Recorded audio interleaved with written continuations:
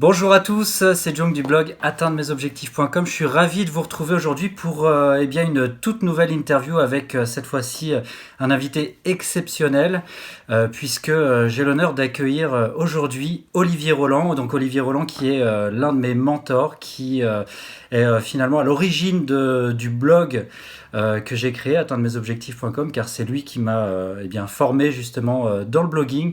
C'est aussi grâce à lui si je peux aujourd'hui vous proposer toutes ces informations, tout ce que je vous propose en ligne. Donc voilà, pour moi c'est un grand moment donc, de pouvoir interviewer Olivier Roland. Olivier, bonjour. Bonjour, merci de m'accueillir. Eh bien, c'est un honneur. Pour les personnes qui ne te connaîtraient pas encore, est-ce que tu pourrais peut-être te présenter un petit peu rapidement dans les grandes lignes, parce que tu as un parcours, voilà, il faudrait une après-midi entière, je pense, pour te présenter. Mais en tout cas, voilà, retracer un peu les grandes lignes de ton parcours. Oui, écoute, moi j'ai quitté l'école à 18 ans. J'aime bien dire que j'ai un bac-2 pour créer ma première entreprise dans les services informatiques, ce qui a été une aventure absolument extraordinaire. Mais voilà, au bout de quelques années, je me suis rendu compte qu'en fait cette boîte que j'avais créée pour devenir libre était en fait devenue une prison, c'était ma seule source de revenus, que je voyais pas comment je pouvais diminuer mon temps de travail dans cette boîte sans en mettre en péril la rentabilité.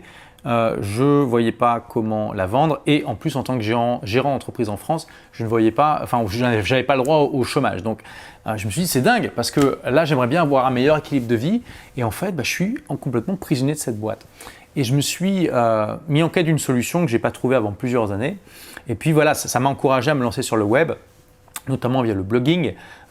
J'ai réussi avec mon 3e blog à gagner suffisamment d'argent pour devenir blogueur professionnel, avec mon blog Des livres pour changer de vie. Et puis voilà, je me suis retrouvé à la tête d'une entreprise. J'ai revendu la première entreprise sous forme de 3 portefeuilles clients, que la deuxième boîte a commencé à bien fonctionner, et je me suis retrouvé à la tête d'une entreprise qui non seulement inspirait des dizaines de milliers de personnes par mois, aujourd'hui c'est plusieurs centaines de milliers, et qui me faisait gagner plus d'argent que dans mes rêves les plus fous, et qui en plus me donnait une liberté totale, parce que mon entreprise est entièrement sur le web, donc je n'ai pas besoin d'être quelque part, et ça fait depuis 2011 que je voyage plus de 6 mois par an. Là, les 12 derniers mois, j'ai passé 9 mois à voyager, donc voilà, c'est juste extraordinaire. Et quand je me suis retrouvé en 2012 dans cette situation, je me suis dit ok, c'est génial, franchement, un truc de fou. C'est quoi la prochaine étape? Quand tu as déjà accompli tous tes rêves, tu fais quoi après, quoi? Et j'ai regardé la pyramide de Maslow. Donc tu vois, la pyramide de Maslow, tu as d'abord les besoins physiologiques, après d'appartenance, etc. Et je me suis dit comment je peux à la fois me réaliser et apporter encore plus de valeur au monde. Et j'avais toujours rêvé d'être auteur. J'avais même publié une petite nouvelle de science-fiction dans un recueil d'ailleurs. Et je me suis dit, je vais créer mon chef-d'œuvre. Je vais créer le livre que j'aurais aimé avoir à 19 ans quand j'ai créé ma boîte, parce que vraiment, je ne connaissais rien à la vie, j'ai fait beaucoup d'erreurs. Et je vais vraiment tout donner dans ce livre, créer mon chef-d'œuvre pour essayer d'apporter un maximum de valeur. Et c'est comme ça que j'ai eu l'idée donc, de Tout le monde n'a pas eu la chance de rater ses études.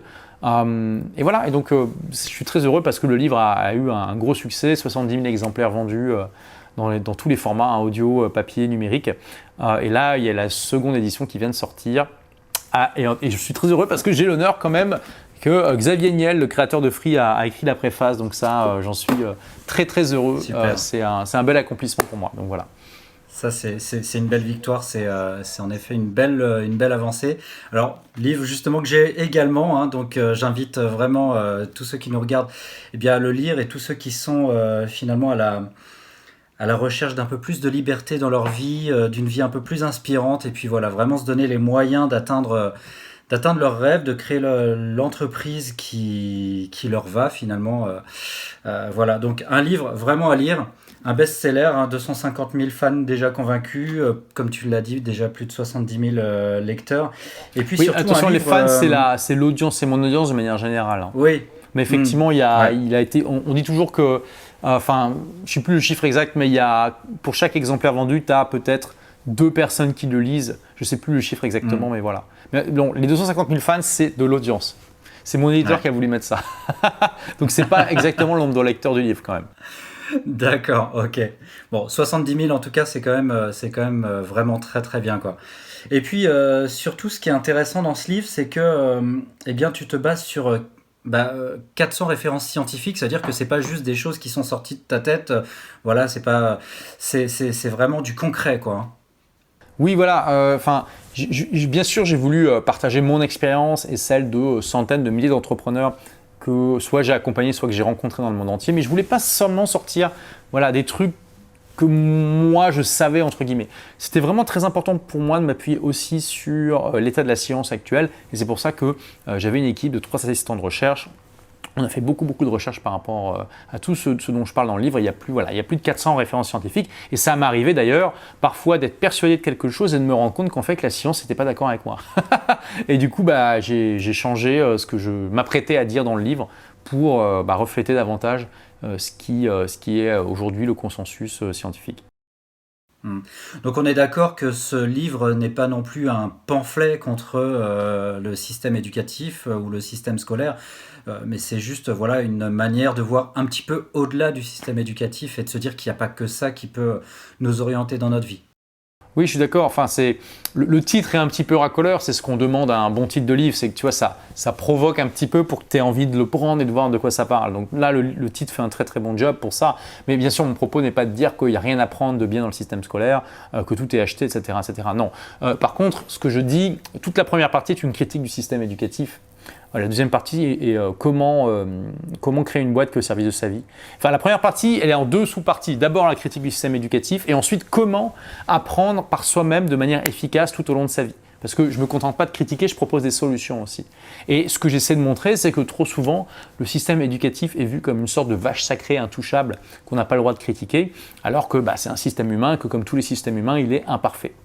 Donc j'essaie de montrer les différents problèmes de ce système-là et comment les contourner par soi-même. Mais bien sûr, je ne dis pas que tout est acheté, que ceux qui ont eu un diplôme, il faut qu'ils le regrettent et que voilà, tout le monde doit quitter ses études. Bien sûr que non, ce n'est pas du tout mon propos. Alors justement, qu'est-ce que tu peux me dire avant vraiment de partir sur la manière dont toi-même tu t'es formé pour devenir la personne que tu es aujourd'hui? Qu'est-ce qui t'a manqué quand à 18 ans tu as décidé d'arrêter tes études et que tu as décidé de lancer ta première entreprise? Écoute, moi j'étais extrêmement démotivé dans le système scolaire. Pour plusieurs raisons. Déjà, il y a des raisons personnelles. Voilà, comme j'avais toujours voulu être auteur, je me suis inscrit en première littéraire. Et comme j'étais très timide et geek à l'époque, tu es en première. Donc les filles me terrifiaient, soyons clairs. Et du coup, dans une première aile, on était 32, il y avait 28 filles. Donc, j'étais pas super à l'aise. Ça faisait partie du truc, mais c'était pas la seule raison, bien sûr. Je vais te raconter une anecdote qui va bien te faire comprendre à quel point j'étais démotivé. Il y a le directeur du lycée qui m'a convoqué dans son bureau et qui m'a dit Olivier, il faut qu'on parle, asseyez-vous. Donc tu vois, déjà ça commence bien. Ouais. Il dit voilà, il faut qu'on parle. Et il me dit vous êtes tellement démotivé que vous démotivez les profs. Ah, il y a des profs qui ne veulent plus faire cours quand vous êtes dans la salle. Donc, tu vois, je me suis quand même pris une baffe là, quand même. Ouais. Et donc, t'imagines, c'était à ce moment-là. Et c'est vrai, je veux dire, à l'époque, tu m'aurais vu, j'étais comme ça, affalé sur ma table, tu vois. J'étais complètement démotivé, au point que j'aspirais l'énergie des autres. Et ce qui est fou, c'est que quelques mois plus tard, quand j'avais quitté le système et que je bossais sur mon projet de création d'entreprise, c'était incroyable le changement. J'étais devenu inarrêtable. Tu vois, je voyais une montagne en face de moi, je fonçais dedans, je faisais un trou comme Tex Avery. J'avais le feu sacré en fait. Et pourtant, tu vois, j'étais la même personne. Il n'y avait que quelques mois d'écart. Alors, qu'est-ce qui a fait la différence entre le Olivier complètement démotivé au point qu'il démotive les profs et le Olivier qui a le feu sacré et qui crée son entreprise à 19 ans, qui est un rêve que beaucoup de cadres de 40 ans ont mais ne feront jamais? Eh bien, c'était que je m'étais trouvé justement un projet qui me passionnait vraiment et qui me challengeait énormément, où je devais tout donner pour pouvoir le réussir. Et cette combinaison-là, elle a été absolument magique sur moi. Et c'est aussi un des messages que j'essaie de donner dans Tout le monde n'a pas eu la chance de rater ses études, c'est que quel que soit votre degré de démotivation, d'apathie, que ce soit le vôtre ou même celui de vos enfants ou d'un de vos enfants, ça n'augure en rien de l'avenir. C'est pas parce que vous êtes super démotivé à l'instant T que vous n'avez pas les ressources en vous pour avoir le feu sacré dans quelques semaines, dans quelques mois. Il faut juste trouver un projet qui vous passionne et qui vous challenge. Voilà. Et c'est ce qui me manquait finalement à l'école, c'est que j'avais pas, au bout d'un moment, j'avais plus la passion. Combien de fois je me suis dit, mais c'est quand même dingue, à quoi ça sert d'apprendre tout ça, quoi? C'est quoi l'intérêt? Je voyais pas l'intérêt concret de tout ça. Mon cerveau n'est pas fait non plus trop pour le format de cours, tu vois. Moi, je préfère lire, par exemple, ou suivre à mon propre rythme. Et puis, par exemple, j'ai été passionné depuis très longtemps par l'astronomie, au point qu'en CM2, donc en CM2, je pense qu'on doit avoir 10 ans dans ces eaux-là, en CM2, je connaissais plus sur l'astronomie que la prof, et elle m'avait dit, fais le cours à ma place, et j'avais fait le cours à sa place. J'avais même elle m'avait dit, fais l'interrogation, elle avait été géniale, cette prof, tu vois. Et je veux dire, je me rappelle très bien, ça m'avait choqué. Quand j'étais en première L, il y avait mon prof d'histoire géo qui s'était mis à raconter des trucs sur les trous noirs, mais il racontait n'importe quoi. Et je me suis dit, mais ok, donc tu vois, les mecs, bon, c'est des humains, ils sont imparfaits, eux aussi ils disent des conneries comme tout le monde. Et je veux dire, voilà, pourquoi lui, il est plus qualifié que moi pour apprendre, tu vois. J'ai réussi à apprendre par moi-même un truc que lui, il n'a pas fait. Et lui, il se permet en plus de le partager avec la classe. Donc, enfin, tu vois, il y avait cette. Puis bon, j'étais dans la période, tu vois, d'adolescent rebelle. À l'époque, j'avais toute la moitié haute de mes cheveux qui étaient jaunes fluo, sérieusement. D'accord. Et donc, voilà, j'étais dans ma période rebelle, tu vois, et tout ça. Et comme beaucoup de jeunes, je rêvais de créer, voilà, de donner un coup de pied dans la fourmilière, de quitter mes parents, le système scolaire et tout ça. Et avec mes compétences informatiques, j'ai eu l'occasion de le faire. Donc, je manquais le système scolaire n'a pas su me fournir la concrétude, hein, pour bien parler français, que j'aurais aimé, la pertinence peut-être pédagogique, l'environnement stimulant qui m'aurait fait kiffer. Et puis finalement, un rebelle comme moi, de toute façon, il a besoin de se rebeller contre le système au bout d'un moment. Donc voilà. Et c'est aussi une des critiques que je fais dans le livre, tu vois, c'est que le système éducatif, il n'est pas fait pour ce que j'appelle les rebelles intelligents. Des gens qui veulent réussir autrement, qui ressentent au fond d'eux l'appel pour faire autre chose que passe son plus gros diplôme et puis fait du métro, boulot, dodo pendant 40 ans. Et puis éventuellement, quand tu seras à la retraite, tu pourras commencer à profiter de la vie. Le système n'est pas fait pour eux, pour des tas de raisons qui sont notamment liées aux principes philosophiques qui ont amené à la création du système dans la plupart des pays occidentaux à la fin du 19e siècle. Voilà, enfin, on peut en parler si tu veux, c'est aussi un vaste sujet, mais voilà, c'était ce genre de choses qui me manquait à l'école. Ouais, tu as voulu sortir un petit peu de cette notion de formatage un petit peu véhiculée par tout le système éducatif. Et du coup, après, tu as trouvé ton orientation, c'est-à-dire que tu as su que tu voulais travailler pour toi, que tu as donc voulu créer ton entreprise. Mais bon, tu as connu quelques échecs ou en tout cas quelques difficultés, on va dire, sur ton parcours. Tu n'es pas arrivé à la réussite professionnelle rêvée tout de suite, hein. Ah non, pas du tout. Donc j'ai créé la boîte à 19 ans. Et voilà, je veux dire, passer du statut de lycéen à chef d'entreprise, c'est pas facile. J'ai quand même bossé 1 an sur le projet, hein. Je me suis fait accompagner par plusieurs organismes d'accompagnement. D'ailleurs, c'est un des conseils que je donne, hein, pour tous les créateurs d'entreprises en herbe. Faites pas ça seul. Allez dans votre chambre de commerce, la chambre de métier de votre ville. Alors, je sais pas l'équivalent en Suisse, en Belgique, au Québec, mais allez dans l'équivalent si vous êtes dans ces pays-là. Et dites-leur, voilà, je veux créer ma boîte. Est-ce que je peux avoir une liste des organismes d'accompagnement de ma ville? Et allez tous les voir et choisissez-en 2, 3 qui vont vous accompagner. Ça va vraiment être un énorme atout. Donc, je bosse quand même 1 an sur le sujet. Mais voilà, je veux dire, je connaissais rien à rien. J'étais extrêmement innocent. Et puis, j'avais aucune stratégie d'acquisition client. Donc, ce qui fait qu'en fait, 6 mois après la création d'entreprise, j'ai failli mettre la clé sous la porte. Parce que j'ai fait beaucoup d'erreurs. Je me suis fait arnaquer par des magazines qui étaient distribués uniquement aux gens qui avaient payé de la pub, donc ça n'avait aucun impact. Avec le petit budget qui me restait, j'ai payé une pub dans La Voix du Nord, qui est le journal local, puisque moi je suis de Lille à la base. Voilà, je pouvais juste me payer une pub dans la rubrique nécrologie. Donc voilà, c'était formidable puisque en gros, j'ai eu 3 ou 4 clients, tous des personnes âgées, évidemment, parce que grosso modo, c'est quand même plutôt les personnes âgées qui lisent la rubrique nécrologie, et ça n'a pas suffi à avoir un ROI positif. Donc voilà, j'ai fait beaucoup d'erreurs. Après, quand même, j'ai réussi à mettre la tête sous l'eau suffisamment longtemps pour redresser la barre et apprendre petit à petit. Et après, alors là, quand la boîte a commencé à se développer, j'ai rencontré un nouveau saut quantique dans la difficulté qui est le recrutement et le management. Là, un domaine à part entière. Et voilà, mon premier employé, par chance, c'était un bon employé, mais j'ai pas su du tout bien le manager. Il est parti au bout d'un mois et demi. Mon deuxième employé, c'était une catastrophe. J'ai dû m'en séparer en, je sais pas, quelques jours. Elle a failli me coûter un procès parce qu'elle a fait perdre beaucoup d'argent à un de mes clients en faisant une bêtise. Enfin, bref, donc voilà, beaucoup de trucs comme ça. Et voilà, au final, je n'avais pas de stratégie d'acquisition client efficace. Je ne me suis pas non plus lancé sur un coup de tête.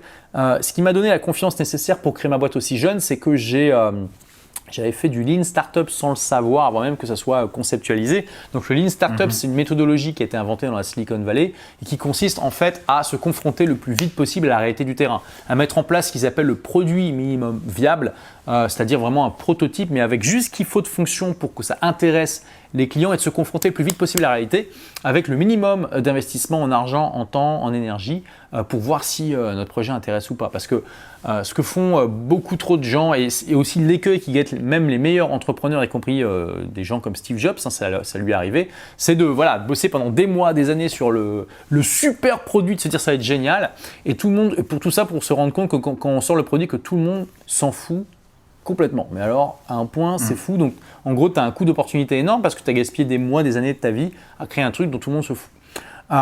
Donc, moi, j'ai fait ça. Avec un ami, on s'est rendu compte que on avait des gens qui nous demandaient de résoudre leurs problèmes informatiques qui leur paraissaient insurmontables et que nous, on résolvait ça comme ça. Et on s'est dit, waouh, quand même, en plus, on a vu le SAV des magasins était d'une qualité qui était vraiment à désirer. Donc, on s'est dit, pourquoi on ne gagnerait pas de l'argent avec ça? Et on aurait pu se dire, ok, allez, c'est bon, on arrête nos études, on bosse un an sur le projet, on trouve des financements, on se lance, tu vois. Mais ce n'est pas ce qu'on a fait. On a été plus malin que ça. On s'est dit, ok, comment on peut tester notre idée? Est-ce que c'est vrai ou pas qu'on peut gagner de l'argent avec notre idée? Quel est le test qu'on peut mettre en place? On a été malin à l'époque. Et on s'est dit, on va publier une petite annonce dans un journal d'annonces local. Et on va voir ce que ça donne. C'était en 99, c'était encore en francs. Donc on a investi 60 francs dans une pub, ça fait à peu près 10 euros. Hein, et on a eu 5000 francs de chiffre d'affaires en un mois. Donc quelque chose comme 800 euros dans ces eaux-là. Waouh, on s'est dit waouh, t'imagines à l'époque on avait 50 francs d'argent de poche par semaine, on s'est dit c'est génial. Et on a vu aussi que on n'était pas en train de juste délirer dans notre chambre, tu vois que oui, il y avait des gens qui étaient intéressés par nos services, oui, qu'on pouvait les aider et que oui, ils nous donnaient de l'argent dans nos mains, tu vois que c'était concret. Et c'est ça qui m'a donné la confiance nécessaire pour créer ma boîte aussi jeune. Mon ami, lui, a décidé de continuer dans ses études. Hein, et donc, moi, je lui ai dit, OK, moi, j'arrête et je me lance dans ma création d'entreprise. Mais le truc, c'est que ce n'était pas un test parfait. C'était un test imparfait et qui n'était pas dans des conditions réelles parce que c'était un test au black. Alors, à l'époque, ça n'existait pas la micro-entreprise, auto-entreprise. Donc, probablement que j'aurais créé ça aujourd'hui. Mais à l'époque, ça n'existait pas. Donc, on a juste fait ça au black. Et voilà. Et le problème de ça, c'est que quand après je me suis retrouvé avec une entreprise, une structure créée, donc avec des charges plus importantes, un loyer à payer, etc., forcément je ne pouvais pas me permettre d'avoir les mêmes tarifs. Et en fait, comme avec les nouveaux tarifs que j'avais, ça ne marchait plus. Le journal d'annonce que j'avais testé, ça ne fonctionnait pas parce que les gens étaient à la recherche de bonnes affaires. Donc là, j'étais un peu embêté. Parce que voilà, je ne savais pas, en fait, j'avais même pas réfléchi au concept, tu vois, de quelle est ma stratégie d'acquisition client, je ne savais pas. Parce que le truc que j'avais testé, ça marchait plus. Et du coup, voilà, je me suis retrouvé à courir comme un poulet sans tête. Donc, pour résumer et répondre à ta question de manière concise, pas de stratégie d'acquisition client. Innocence qui a fait que je me suis fait arnaquer par des trucs qui ne méritaient pas. Mauvaise gestion de la trésorerie, du coup. Et puis après, problème de recrutement, problème de management. Voilà. Et j'ai quand même fait preuve de qualité par rapport à ça, ce qui m'a permis de ne pas mettre la clé sous la porte au bout de 6 mois. Si tu veux, on peut en parler. Mais voilà en tout cas les principales erreurs que j'ai fait au début. Et puis après, du coup, ça t'a amené, j'imagine, à apprendre de tes erreurs, à te former, ce genre de choses. Enfin, parce que tu n'es pas arrivé de ton entreprise en informatique au blogging comme ça du jour au lendemain. Non, mais écoute. Il y a eu différentes étapes. Je peux être très tête de mule parfois. Ouais. Et en fait, toutes ces erreurs que je t'ai dit, ça m'a absolument pas encouragé à me former. C'est ça qui est dingue. Je me suis juste dit dans ma tête, en fait, j'ai fait une erreur monumentale, probablement la plus pire erreur de ma vie. C'est que je me trouvais tellement génial d'avoir créé ma boîte à 19 ans que j'avais l'impression que j'avais plus besoin d'apprendre, tu vois. Évidemment, c'est de l'arrogance pure. C'était une méga erreur. Et en fait, tout ce que je me suis dit, c'est que voilà, moi je suis capable d'apprendre de mes propres erreurs, d'apprendre de l'école de la vie. Alors, oui, c'est pas faux, N'empêche que, dude, pourquoi tu te formes pas aussi à côté? Si tu peux apprendre des erreurs des autres, tu vas aussi plus vite, non? Tu crois pas? Enfin, et ça, à l'époque, je me suis pas dit, tu vois. Et ça m'a pris du temps avant de comprendre ça. En fait, il y a un livre qui a changé ma vie, c'est La semaine de 4 heures de Tim Ferriss. Et quand j'ai lu ce livre, je me suis pris une baffe monumentale parce que en un week-end, il a complètement changé ma vision d'un métier que je pratiquais depuis 8 ans, à savoir celui d'entrepreneur. Et je me suis dit, mais c'est dingue quand même. Et je lis un deuxième livre qu'il recommande à la fin de son bouquin, qui est The E-Myth de Michael Gerber, donc le mythe de l'entrepreneur, je crois que c'était traduit comme ça en français. Et là, bam! Deuxième baffe! J'avais les 2 jours rouges, tu vois, en 15 jours. Parce que Michael Gerber, tu vois, je t'expliquais tout à l'heure que cette boîte, elle était devenue une prison. Moi, j'avais l'impression que j'étais seul au monde à avoir ce souci. Mais non, pas du tout. Michael Gerber, il te dit dans ce bouquin, mais non. C'est pour ça que ça s'appelle le mythe de l'entrepreneuriat. Il dit, il y a plein d'entrepreneurs qui créent leur boîte pour devenir libres et qui se retrouvent emprisonnés dedans. C'est la règle, c'est pas l'exception. Et là, il expliquait pourquoi. Et là, je me dis, mais c'est dingue. Et là, il lisait tous les trucs. Et je me dis, mais c'est ça, c'est exactement ce que je fais. Et là, deuxième baffe. Et là, je me dis, c'est fou quand même. T'adores lire, Olivier. Et là, en 15 jours, tu lis 2 bouquins qui changent complètement ta vision d'un métier que tu pratiques depuis 8 ans. Est-ce que tu ne crois pas qu'il y a d'autres livres que tu peux lire et qui vont aussi t'apporter des choses, que ce soit en entrepreneuriat ou dans d'autres domaines? Donc, c'est là où j'ai commencé à réaliser. Ça m'a mis du temps, tu vois. Voilà. Enfin, c'était non seulement parce que j'avais cette arrogance du self-made man, mais aussi parce que on m'avait jamais dit, lis des livres pratiques, c'est intéressant. Tu sais, on a tous eu comme ça des gens qui nous ont donné des idées vraiment super simples. Ouais, sauf que nous, on n'y avait pas pensé. Tu vois, on s'est dit, mais pourquoi j'ai pas pensé avant? Tu vois, on en a, ça arrive. Tu vois, tu te dis, mais pourquoi j'ai pas pensé avant? Et c'est génial, mais en même temps, c'est tellement simple. Tu te dis, mais je suis con ou quoi? Mais non, c'est juste que tu peux pas penser à tout et que ça sert aussi à ça de vivre en société et d'échanger des idées, tu vois. On peut pas penser à tout et donc parfois tu as des idées mais d'une bêtise infinie, enfin d'une simplicité infinie, mais tu l'avais pas. Et je me suis dit, mais et là je vais en venir parce que c'est ça aussi qui m'a donné l'idée de créer mon blog des livres pour changer de vie qui m'a amené au succès. Donc je vois ça et je me dis, ok, bon, je vais me mettre en quête d'une liste des meilleurs livres de business du monde. Parce que là, j'avais compris quand même, tu vois, je m'étais pris 2 baffes, j'avais compris la douleur, je me dis, ok, il faut que j'apprenne. Et je tombe sur la liste du personnel MBA, qui est justement exactement ça. À l'époque, il y avait 77 livres, dont 24 catégories, et aujourd'hui, il y en a 99 livres. Et je commence à lire quelques livres, et je les trouve exceptionnels. Et là, je me dis, mais c'est dingue quand même. Donc, premier livre d'ailleurs, c'était Strength Finder, donc trouver ses forces. Un questionnaire psychologique où il te donne en fait tes 5 forces principales. Et j'ai appris que j'étais quelqu'un d'excellent pour apprendre, pour combiner les idées ensemble, pour trouver de l'originalité justement en combinant des idées existantes et en trouvant des relations entre les idées que les gens ne voient pas, que j'étais capable d'extrêmement bien retenir et aussi de transmettre le savoir. Donc je me dis, ah oui, c'est intéressant. À côté de ça, je me dis, voilà, personne ne m'a dit que je devais lire des livres pratiques. Je suis sûr que je ne suis pas le seul à ne pas avoir fait le liaison. Je suis sûr qu'il y a plein de gens qui n'ont pas compris qu'ils devaient lire des livres pratiques parce qu'on ne leur a pas dit. Probablement des milliers, probablement des dizaines de milliers qui sont dans la même situation que moi il n'y a pas si longtemps. Et là, je me dis, tiens, peut-être que je pourrais écrire un blog qui partagerait le fait que c'est important de lire des livres comme ça pratiques, qui en plus me permettrait d'utiliser mes 5 forces.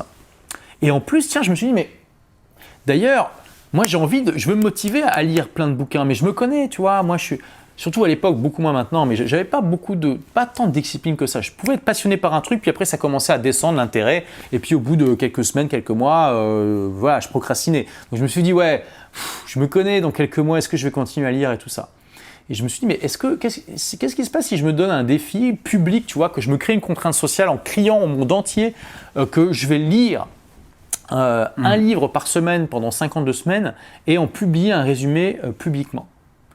Tu vois, je veux dire, voilà, là j'ai hacké mon cerveau parce qu'on est tous pareils, on n'a pas envie d'avoir l'air bête devant les autres. Donc quand tu dis à tout le monde, que tu cries au monde entier, ouais, tu vas voir, ça va être génial, je vais lire 52 livres en 52 semaines et je vais publier un résumé par semaine sur le blog, bah voilà, tu as beaucoup moins envie de procrastiner parce que sinon, tu sais que la prochaine fois que tu vas croiser ton pote, ton collègue, ta famille à qui tu as dit ça, ils vont te demander alors, t'en es où, tu vois? Donc tu vas dire non, désolé, en fait j'ai regardé Netflix toute la semaine, voilà.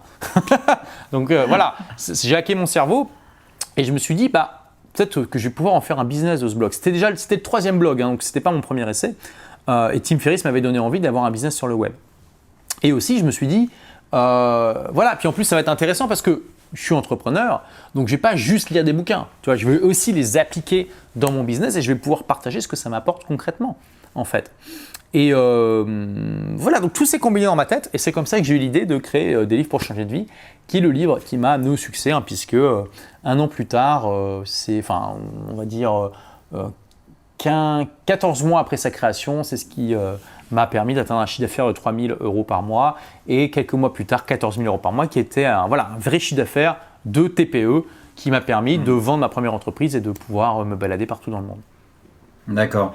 Et depuis, donc, tu as vendu des formations en ligne. Donc, Comment ça s'est passé au bout d'un an, le blog fonctionnait bien, il y avait une petite audience, c'était sympa. Ouais. Il faisait peut-être 300 € de chiffre d'affaires par mois avec un mix d'affiliation, enfin Amazon, d'affiliation Amazon et de publicité AdSense. Et là, en fait, j'ai commencé à me dire, mais comment je peux aller plus loin? Et avec l'aide d'un consultant marketing, Sébastien Knight, on s'est dit, mais tiens, on va demander à l'audience comment je peux les aider davantage. On regardait ce qui fonctionnait dans le monde anglo-saxon.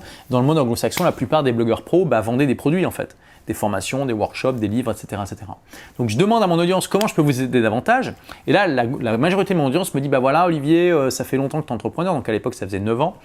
En plus, ça fait 8 ans que je faisais partie d'une structure de financement, du jury d'une structure de financement d'entreprise. Donc, j'avais passé une centaine de dossiers, donc ils le savaient, que j'avais beaucoup d'expérience dans la création d'entreprise. Donc, ils m'ont dit, nous, on veut créer notre boîte, aide-nous à arrêter de procrastiner et à créer notre entreprise. Et quand j'ai vu ça, je me suis dit, mais c'est génial, en plus j'adore ça, tu vois, parler d'entrepreneuriat et tout. Donc, c'est exactement ce que j'ai fait. J'ai fait une formation pour aider les gens à arrêter de procrastiner, à comment créer leur boîte, qui s'appelle Agir et réussir. Et c'est grâce à cette formation que le chiffre d'affaires est passé du jour au lendemain de 300 à 3 000 € par mois, tout simplement. Donc c'était génial. Et quelques mois plus tard, j'ai fait un vrai lancement public avec des partenaires des vidéos et le chiffre d'affaires est passé à 14 000 € par mois. Et là, je me suis dit, ok, là c'est un vrai chiffre d'affaires de TPE, maintenant je peux faire la transition. Donc ce que j'ai fait, c'est que j'ai vendu, mais tu vois, on en revient à cette idée de test de ce que je t'ai dit tout à l'heure. Moi, en fait, je ne suis pas du tout partisan de l'école de brûler ses navires derrière soi. Tu n'as que de faire en sorte que tu as deux choix, soit tu réussis, soit tu meurs, soit tu cartonnes avec ta boîte, soit tu es à la soupe populaire dans la rue. Non, moi j'ai toujours fait des tests simples, efficaces, avec le minimum d'énergie, de temps, de ressources, d'argent possible, sans chambouler ma vie. Donc ce que je t'ai dit, la petite annonce quand j'étais lycéen, j'ai créé mes blogs alors que j'étais encore à la tête de mon entreprise. Et quand ça commençait à marcher, je ne me suis pas dit, ok, voilà, maintenant j'arrête toute la première boîte. Je me suis dit, ok, maintenant que ça cartonne, est-ce que c'est vraiment quelque chose que tu vas aimer et est-ce que tu vas aimer voyager autant? Donc je me suis dit, ok, je vais vendre la partie du portefeuille client qui prend le plus de temps et je vais aller à l'autre bout du monde et on va voir, pendant un mois, on va voir ce qui va se passer. Donc je fais ça, je confie les clés des 2 tiers qui restent à mes employés et je pars un mois à l'autre bout du monde, 15 jours à Wallis et Futuna qui est un petit territoire français à l'autre bout du monde au milieu du Pacifique et 15 jours à Fidji. Ouais. Donc tu vois le truc, j'étais jamais sorti d'Europe de ma vie, hein. Alors là j'ai fait all-in, tu vois, je suis carrément allé aux antipodes et je me suis dit mais ça va être un test, on verra bien. En plus voilà, j'avais prévu de faire un lancement de produit, un relancement d'Agir et réussir à ce moment-là et ça a été incroyable, j'ai vécu des moments fantastiques, vraiment extraordinaires. Et je suis revenu non seulement plus riche humainement, parce que riche de toutes mes expériences, mais en plus plus riche matériellement parce que j'avais fait ce lancement, ça s'était très bien passé, j'avais gagné plus d'argent que tout ce que j'avais dépensé. Et là je me suis dit, waouh, génial, et c'est bon, j'y vais all-in, je vends tout le reste de ma première boîte et je me consacre à cette deuxième entreprise et c'est ce que j'ai fait. Voilà. Ouais. Et puis depuis, tu inspires également d'autres personnes, donc une toute autre population avec Blogueur Pro notamment. Et tu cartonnes avec cette formation de Blogueur Pro parce que pour toi, c'est le business moderne, on va dire. Oui. Alors en fait, quand j'ai cartonné avec Agir et réussir, c'était plutôt pour créer une boîte normale, tu vois, une boîte physique. C'était mon expérience à l'époque. Même s'il y a des gens qui l'ont utilisé pour créer un business en ligne, mais ce n'était pas vraiment fait pour ça. Mais quand j'ai commencé à cartonner, je me suis un peu intéressé à ce que faisaient les autres blogueurs professionnels en francophonie. Et je me suis rendu compte que l'écrasante majorité d'entre eux n'avaient absolument pas ce business model. Il y avait peut-être 99% des blogueurs pros qui se basaient sur la pub et le placement de produits. Or, pour gagner de l'argent significatif avec ça, il fallait un trafic gigantesque, juste gigantesque. Donc, et voilà, je veux dire, il y avait il y avait des gens parfois qui partageaient leurs revenus et leur trafic. Il y avait des gens qui avaient 10 fois plus de trafic que moi, qui étaient au SMIC. Moi, j'étais à 14 000 € par mois. Je me suis dit, mais comment c'est possible d'avoir un tel gap, tu vois? Et en fait, c'est parce que ces gens-là ne s'intéressaient pas du tout à ce qui se passait dans le monde anglo-saxon. Ils étaient dans leur bulle, quoi. Et je me suis dit, il y a un manque dans le marché. Il faut que j'enseigne à ces gens-là comment on fait vraiment du business, quoi. Parce que clairement, j'ai compris un truc avant la plupart des autres. Et donc, c'est là que j'ai eu l'idée de créer ma formation Blogueur Pro, le blog Blogueur Pro et la formation Blogueur Pro. Et clairement, elle a tout de suite, dès que j'ai sorti, elle a eu beaucoup plus de succès qu'Agir et Réussir. Et du coup, c'est devenu, j'ai mis mon focus sur cette formation et c'est ma formation best-seller. Aujourd'hui, je suis heureux de dire que j'ai accompagné des milliers d'entrepreneurs dans toute la francophonie, enfin, puis même ailleurs, parce qu'il y a plein d'expatriés aussi qui suivent ça. Et que, aujourd'hui, je dois avoir 150 études de cas en vidéo qui sont disponibles sur blogueurpro.com, .net ou sur ma chaîne YouTube de gens dont j'ai changé la vie. Et il y a pas mal de gens qui ont réussi avec la formation, qui sont aujourd'hui les leaders de leur secteur et ça fait plaisir. Voilà. Ouais, parce que pour toi, la mission, c'est vraiment justement de permettre aux gens de créer, comme tu le dis souvent, une entreprise au service de leur vie et non pas mettre leur vie au service de leur entreprise. Voilà. Et ça ne veut pas dire de passer ses journées à la plage à siroter des mojitos. Alors c'est sympa, mais voilà, au bout de 10-15 jours, tu vas te tirer une balle si tu fais ça tous les jours.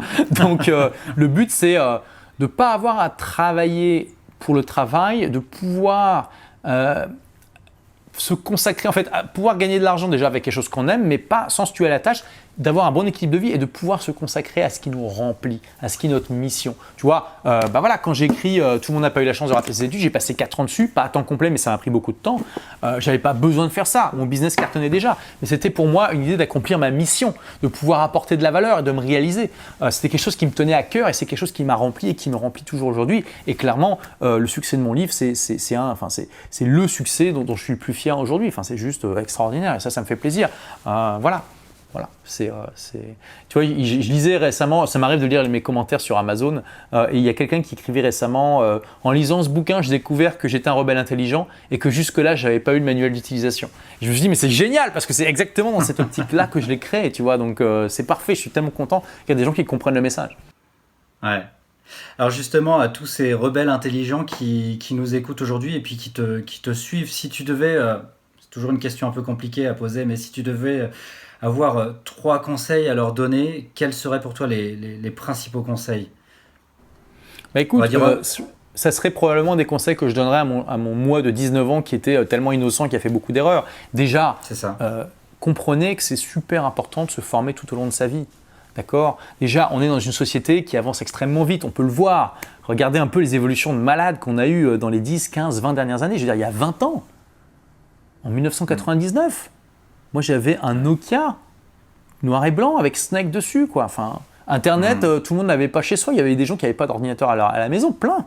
Je veux dire, c'était pas courant, quoi. Imaginez le monde, c'est fou. On peut garantir à personne que son métier existera encore dans 30 ans. Et même s'il existera encore dans 30 ans, il sera probablement profondément chamboulé par l'éruption de nouvelles technologies. Donc si vous n'êtes pas autonome, souple, adaptable et que vous n'apprenez pas tout le long de votre vie, vous allez vous faire larguer au bout d'un moment.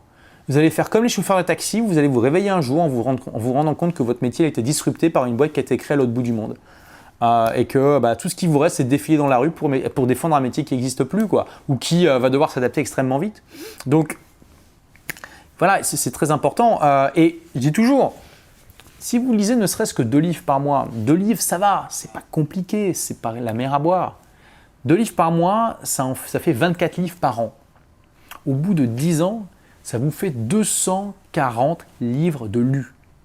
Maintenant, je vous pose la question, est-ce que 240 livres de qualité pratique, ça peut faire une différence dans votre horizon intellectuel, votre capacité d'action, la pertinence de votre regard sur le monde, les actions que vous aurez mis en place concrètement dans le monde et votre succès de manière générale? Bien sûr que oui. Entre votre vous dans 10 ans qui aura regardé Netflix et votre vous dans 10 ans qui aura regardé un peu Netflix mais qui aura lu aussi 240 livres, il y a une différence énorme. Donc, donnez-vous ce cadeau. Donnez-vous ce cadeau parce que votre vous du futur, il va vraiment vous remercier au centuple. Voilà, donc première chose, apprenez tout au long de votre vie et développez cette compétence. Et je veux dire, même si vous n'aimez pas lire, ça arrive, hein. J'ai ma copine qui déteste ça, par exemple. Écoutez des livres audio. Aujourd'hui, on a la chance d'avoir Audible qui existe. Il y a des milliers de références en français. Si en plus vous comprenez l'anglais, alors là, c'est des millions de références qui existent. Et voilà, ma copine, elle va en vélo tous les jours au boulot. Elle écoute des bouquins. Probablement, vous passez au moins une demi-heure par jour dans les transports tous les jours, que ce soit en voiture ou transport en commun. Bon, plus si vous êtes à Montréal, à Paris ou dans des grandes villes, ça peut facilement monter à 1 heure ou 2 dans la région parisienne. Donc voilà, utilisez ce temps de manière productive. Lisez des bouquins ou écoutez-les. Donc premier conseil. Deuxième conseil, c'est extrêmement important de savoir prioriser dans votre vie pour justement vous consacrer à ce qui vous remplit. Si vous êtes dans un emploi que vous n'aimez pas aujourd'hui, et malheureusement c'est la majorité des gens, c'est un des chiffres que je donne au début de mon bouquin, on se rend compte qu'il y a peut-être seulement 20-25% des gens qui sont passionnés par leur boulot, et on a 20-25% des gens qui haïssent activement leur boulot. Et il y a tout le milieu qui ne sont pas passionnés, ne détestent pas, ça va quoi. C'est quand même un des plus grands échecs de la société moderne. Si vous êtes dans une situation comme ça doit être votre priorité numéro 1 de faire quelque chose qui vous passionne. Parce que on entend à tous les coins de rue, ah ben oui, fais quelque chose qui te passionne et du coup tu vas avoir une vie que tu kiffes, mais regardez autour de vous. Regardez autour de vous. Il y a combien de gens qui font quelque chose qui les passionne? C'est quoi le pourcentage? C'est pas énorme. Vous pouvez le constater par vous-même, d'accord? La plupart des gens ont des boulots, voilà quoi, bon, c'est plutôt alimentaire. Donc, ne faites pas partie de ces gens-là, vous faites partie des rebelles intelligents. Et du coup, ça implique de savoir prioriser, faire des sacrifices, que quand vous rentrez après une journée de boulot, ok, c'est dur, ok, vous avez envie de vous affaler dans votre canapé, de vous faire du Netflix ou de regarder des vidéos de chats, vous avez le droit d'en faire un peu, hein, mais bossez sur votre projet de création d'entreprise, lisez ce bouquin, allez faire du sport parce que c'est bon, faites de la méditation, etc., etc., d'accord? Et troisième chose, agissez, ok? Parce qu'on peut aussi procrastiner de manière intelligente comme ça en lisant plein de bouquins, en faisant jamais rien. Mais voilà, au moins, lire un bouquin, vous allez vous dire, ok, c'est bien, moi j'ai lu un bouquin. Et c'est vrai que c'est mieux que regarder Netflix. On va pas se mentir, c'est mieux. Mais si derrière vous agissez pas, ça sert à rien. C'est juste de la masturbation intellectuelle. Donc il faut à un moment agir. Et d'ailleurs, c'est le challenge que je vous donne parce que là, je veux dire, ça fait à peu près 40 minutes qu'on a démarré. Donc, si vous êtes encore là, c'est que ça vous intéresse, c'est que vous êtes motivé. Déjà, bravo. Je pense qu'on peut leur dire bravo. Tu es d'accord avec moi? Bravo. Et bravo. Et donc, pour pas que toute cette interview soit juste de la masturbation intellectuelle, soit juste de la culture générale, choisissez une chose que vous pouvez mettre en place dans votre vie pour faire une différence et mettez-la en place aujourd'hui, d'accord? Aujourd'hui, demain matin, grand max. N'attendez pas, sinon vous allez procrastiner. Vous savez comment ça se passe. C'était le challenge que je vous donne aujourd'hui. Donc, apprentissage tout au long de votre vie, prioriser et agir concrètement. Bah écoute, merci Olivier en tout cas pour ces 3 conseils. Je rappelle encore une fois, voilà, lisez son livre. Tout le monde n'a pas eu la chance de rater ses études. Faites partie de tous ces lecteurs qui vont faire exploser la barre des 70 000 lecteurs. Et puis, pourquoi pas toucher la barre des 100 000 c'est notre objectif. Prochainement. Ouais, objectif 100 000, ok, ça marche. Et donc il est disponible dans toutes les bonnes librairies en francophonie, donc France, Belgique, Suisse, Luxembourg, Québec, et dans la plupart des pays d'Afrique francophone. Et même si vous êtes dans un pays non francophone, vous pouvez le trouver dans les alliances françaises, dans les librairies françaises, ce genre de choses, ou le commander sur Amazon tout simplement. Ouais. Et puis pour ceux qui ont peur un peu de la taille du livre, vraiment c'est un livre de chevet parce que c'est un livre qui peut se lire de plusieurs manières. Il y a plein de petits exercices, il y a énormément de choses très intéressantes dans ce livre. Donc vraiment moi je vous encourage à le lire, à l'acheter, à le relire et puis surtout à le partager également et inciter les gens à le lire pour vivre la vie qui les inspire. Merci Olivier pour cette superbe interview, pour tous ces conseils que tu nous as donnés, d'avoir partagé ton parcours et puis également pour ces 3 petits conseils que tu nous as donnés à la fin et le challenge aussi. Voilà, j'espère qu'il y a beaucoup de personnes qui relèveront ce challenge. N'hésitez pas d'ailleurs à commenter et à nous dire si vous vous engagez un petit peu là-dedans. Donc merci à toi Olivier. Merci à toi, salut. Salut tout le monde.